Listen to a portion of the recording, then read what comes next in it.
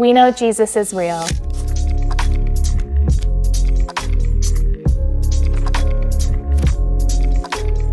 Hi, we're Taylor and Charlcie Seiss, and this is our story. In 2022, we realized we were having difficulty getting pregnant, and the first group that we turned to at that time were our pastors and our Zion groups. Right after we prayed about it, God opened a door financially for us to pursue fertility treatment, and it was just evident that this was the path that God wanted us to take. Yeah, and we had this perception that fertility treatments would be a quick fix, but it was actually the opposite in our experience.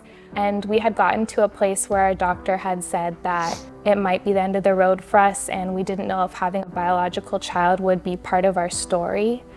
Through all the disappointments, our church community was really there for us. There were times when I felt hopeless or like I couldn't keep going, and it was really through the prayer and faith of others that lifted me up and gave me strength. We had one more chance with our doctor, and it was no coincidence that it was 2 weeks after Zion Conference. I remember going into conference hoping that someone would pray for me or have a word for me, and we were there early to serve. And actually before conference had even started, 2 people had prayed over me.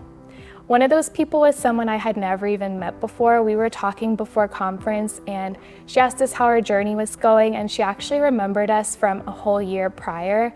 And that was just really meaningful for me because it showed me that there are people in our community who were praying for us that we didn't even know. Right after conference, we just felt this overwhelming peace, just that this was where God intended for us to be, serving at conference with our church community, with our Zion groups.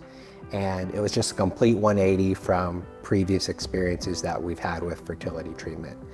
And as of today, we are proud to say that we are pregnant, and all glory to God.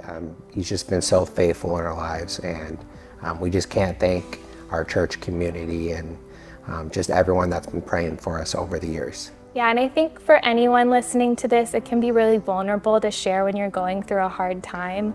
It certainly was for us, and I think that because we were able to share and ask for prayer, we got to walk in faith with our community through one of the most difficult times we've experienced in our marriage.